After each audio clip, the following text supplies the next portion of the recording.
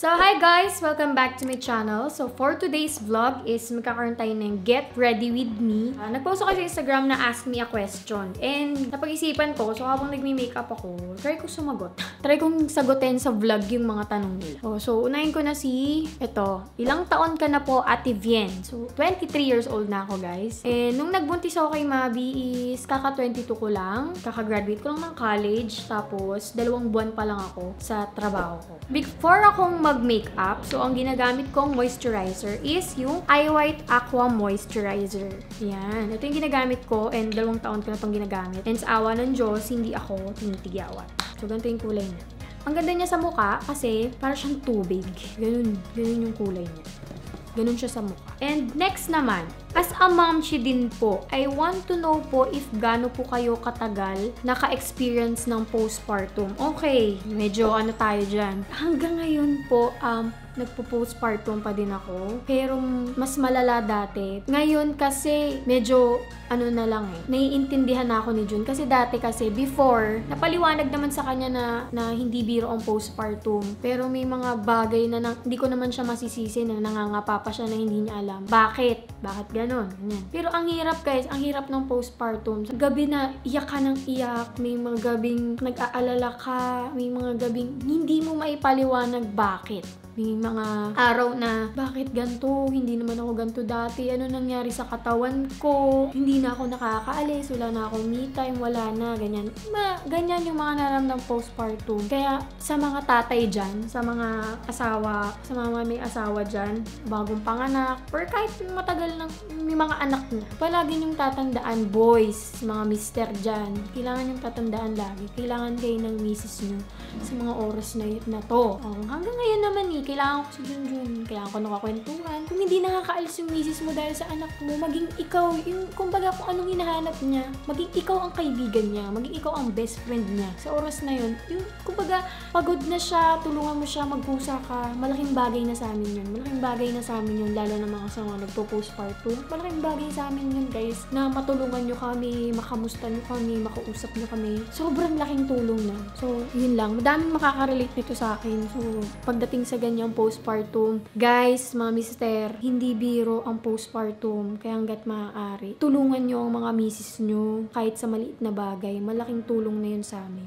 So, yun lang. So, next naman is, yung foundation is Revlon Color Stay. So, yan, ginagamit kong foundation.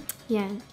Sand Beige. Ayan, ginagamit ko. Next is, how do you keep up on taking care, Mavi, and as a vlogger? Okay. How do you keep on taking care, Mavi? So, guys, hanggang ngayon naman is inaalagaan ko pa rin si Mavi. And yung pag-vlog ko is papitik-pitik lang. Hindi ako yung daily vlogs. Okay? So, ang mga gumagawa ngayon like paglaba and paghugas ng dede, pagluto, is si Nanay Merlin. So, ang duty ko na ngayon is ang magtingin kay Mavi. Yung mga gawaing paghugas ng dede ngayon is si Nanay Merlin na. Palitan din naman kami ni Nanay Merlin. Pero, ngayon kasi malaking tulong na dumating sa amin si Nanay Merlin. Kasi, guys, ngayon, alam ko ngayon hindi na ako masyado matututukan ni Jun pagdating sa mga gawaing pangbata, katulad ng paghugas ng dede. Hindi ko na mauutusan si Jun dahil nagtatrabaho din si Jun, may mga thesis siya, may mga PBL siya.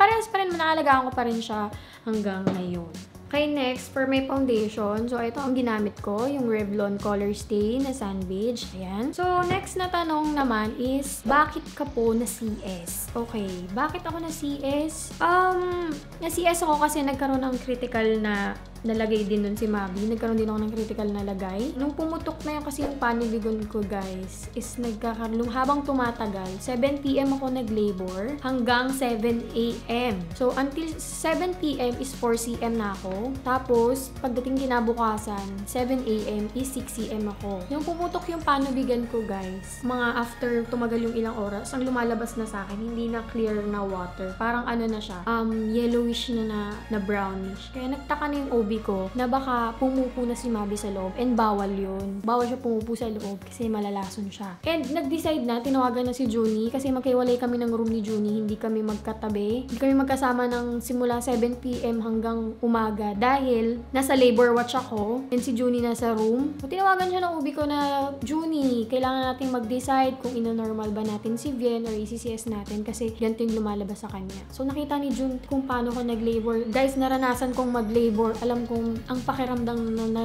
nag-labor. Okay? So, hindi lang basta ako si Nies, naramdaman ko din yung mga naramdaman nyo. Kaya, ayun, nag-CS kami kasi kaya ko na-try kong mag-labor, guys. So, kaya ko pero habang tumatagal kasi, paano kung kaya ko pero si Mabi pala hindi? Kaya, nag-decide na kami na i-CS siya. Yan. So, after ko mag-foundation, so, ang next naman is magko-concealer ako. Next is, ano pong vitamins ni Mavi? Saka, paano ka po nag-maintain ng body mo? Okay, so hanggang ngayon, guys, hanggang ngayon is naninibago pa rin ako sa katawan ko kasi ang laki ng pinayat ko compare dati. Dati pa naman payat pa rin ako, pero ngayon kasi mas na-feel kong mas lalo kong pumayat. May mga bagay na pag sinuot ko, hindi na bagay. Ay, yung waistline ko, lumiit lalo. From 26, naging 24, naging 25. Madami pa rin akong ang dami ko problema sa katawan ko. Yan. Tapos wala po akong pasa. Yung sugat ko sa legs, sugat po yun. Nangitim lang. So, wala po akong pasa. Okay, sa mga sabi, bakit ang dami kong pasa? Hindi po pasa. Sugat po yun kasi nag-surf ako sa La Union, sa LU, and tumama yung pin ng board. Ayun, nagsugat. Yun po yung nangyari sa kanya. Nangitim. Okay? So, sabi, bakit ang dami mong pasa? Bien. So, hindi. Wala pa akong pasa. Tumama lang po yung board sa legs ko. Kaya nangitim siya ng ganun. Hindi ko naalagaan. Okay, for my concealer, gagamitin ko po Maybelline Fit Me na Sand. Ayan. Na Sand.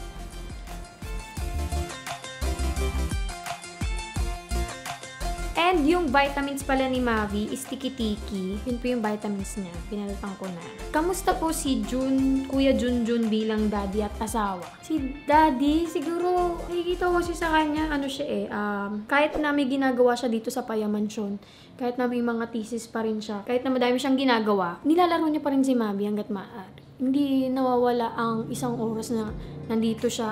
Kahit 5 minutes, 30 minutes, sinalaro niya si Mabi. At saka pinapatulog niya pala si Mabi paggabi. Kapag wala siyang ginagawa, siya nagpapatulog. Wala siyang ginagawa, siya yung tumitingin dito, ganyan. Ako naman yung lumalabas. Kasi minsan nakikihalo-bilo din kasi ako kan nag-VA. Bilang asawa, ako na naman si June, ngayon kasi na siya medyo nangangamusta na kasi dati kasi akala niya kasi ako lagi akong okay. So, gano'n naman parang akala niya wala akong iniisip, gano'n. Pero ngayon kasi, na-open ko din naman kasi sa kanya na sabi ko, mahal, minsan nalulungkot ako. Hindi ko alam kung bakit. Namimiss ko na yung mga kaibigan ko, ganyan. Malaking tulong yun kasi malaking bagay na sa akin yun na kinakamusta niya ako kaysa naman na hindi, di ba? Alam niya yung nararamdaman ko. Ano naman? Ano si June? Malambing po si June. Sobrang lambing ni June. Maasikaso. Kapag hindi ka pa kumakain, ang sinusurprise niya sa akin, Jollibee, McDo, KFC, ayan. Yun yung mga, niya sa akin, surprise niya sa akin lahat.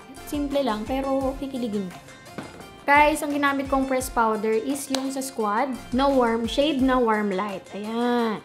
Ginamit ko siya. So, thank you Squad. Ngayon ko lang siya nagamit. Nung mga panahong pinadala nyo sa akin to is grabe. Wala talaga akong time. As in, wala akong time mag-vlog kasi ako talaga yung nag-aalaga kay Mabi. Kahit konting oras, hindi ko magawa. Ayan. So, next naman is yung kilay. We're gonna use BYS. So, nagkikilay ako. Ito yung ginagamit ko, yung BYS Brow Gel. So, yung kilay ko kasi is itim. So, pag nagba-brown ako, guys, halatang halata yung pa rin yung mga kilay kong itim talaga. Ang ginagamit ko is yung parang natural na lang. Kaysa mag-effort pa akong gusto ko naman ng dark brown pero halatang halata naman yung dark brown na kulay. Ganyan. So, next na question is yung Hi Ate Vian, when was the last time na umiyak ka ng sobra kasi sasaktan ka rin ng sobra? When was the last time? Siguro ito lang. Siguro nag-breakdown ako. Pagod ka, tapos may mga tao pang sumusubok ng pasensya mo. Mga ganun talaga na may mga bagay na madadown ka na lang. Nasa sobrang pagod mo, iiyak mo na lang. Yun, nito lang yun. Pero okay na naman siya.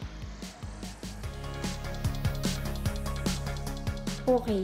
Pag nagkikilay kasi ako, itim. Kasi, itim na itim din yung buhok ko. So, mas pinili ko na lang magmukhang natural yung kilay ko. Initim ko na lang talaga siya. Hindi na ako nag-effort mag-brown. Ayan.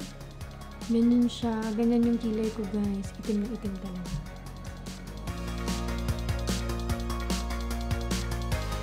Yan. Ganyan lang po ako magkilay. Sobrang lang. Simple lang.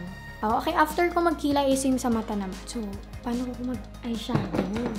Dito ko ligwak sa eyeshadow. Gagamitin kong eyeshadow is yung sa Squad. Yung Boss Squad eyeshadow palette. Ayan. Yan yung ginamit. Yan yung eyeshadow na gagamitin ko. So, next naman. Gaano na po kayo katagal ni Kuya Junie Boy? 2 years and 3 months na kami ni Junjun. So, ayan. Matagal na din. Napaaga lang si Mabi pero masaya kami. Kahit na maaga ko nabuntis, masaya kami ni June. Madami kami natutunan and never naging hadlang sa amin sa buhay namin si Mabi. Yan.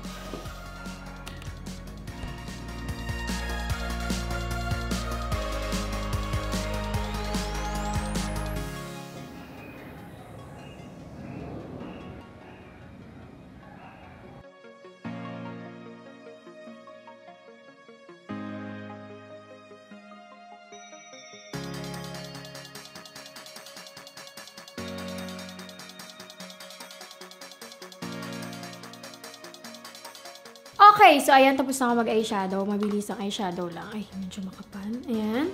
So, ganyan ako mag-eyeshadow. So, next na tanong. Saan nyo po pinaglihi si Mabi? So, pinaglihi ko si Mabi sa Siopaw.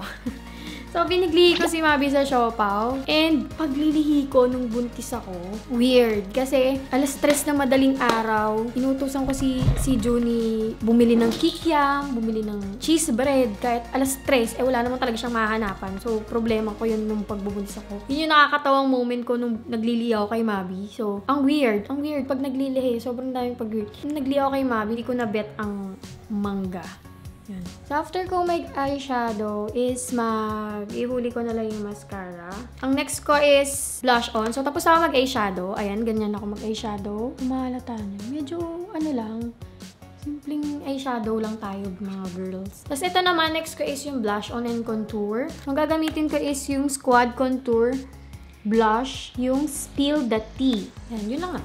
Ito, next na tanong, relationship tips. Okay, relationship tips, ang may papayo ko lang sa magjowa, huwag kayong maging mapusok. Ay, kung may asawa na at may mga anak na kayo, yun lang yun naman ang tips ko is, intindihin nyo ang isa't isa hanggat maaari. Hanggang sa huli is kayo pa rin naman ang magtutulungan. So, yun yung relationship tips ko. So, next naman is magba-blush on ako. So, ang gagamitin kong blush on is yung sa Squad. Ayan, sa Squad na Squad Contour and Blush na Spill the Tea. Okay, ayan, ginagamit kong blush on. Matagal ko nang ginagamit yung blush on nila. So, bet na bet ko.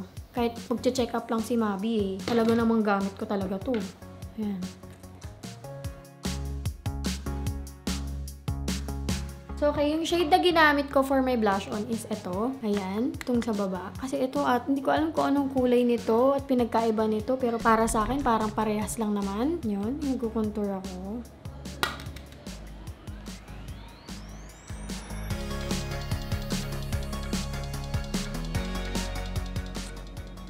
Okay, so ayan. So ayan na, nakapag-blush on na ako. And meron, maglalagay tayo ng konting nose contour.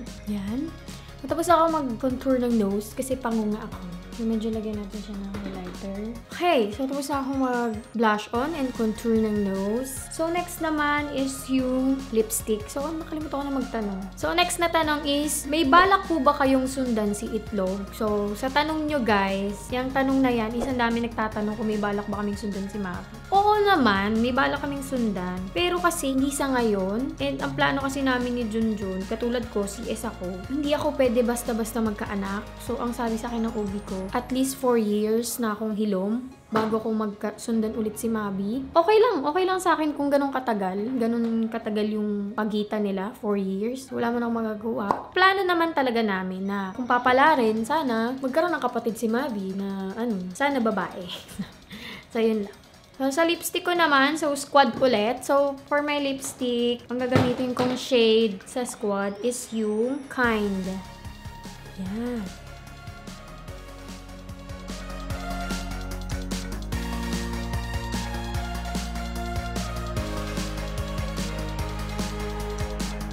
So, ayan. Tapos na ako mag-lipstick. And next naman is yung huli, is yung mascara. So, okay. Ganito ako mag-mascara. Late ako laging mag-mascara. Hinuhuli ko talaga siya. Kasi nga, malikot masyado yung mata ko. Pikit ako ng pikit. Kaya, hinuhuli ko talaga yung mascara. And, ang ikli ng pilik mata ko. Ayan. Ayan yung shade ng Kind. Ayan.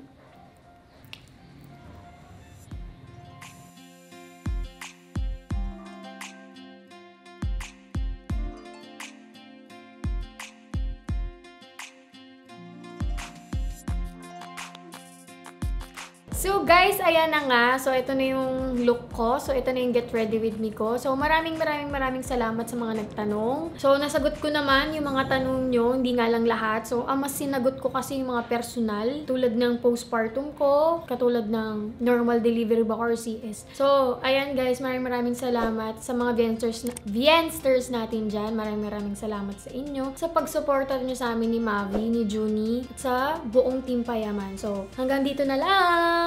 Arr!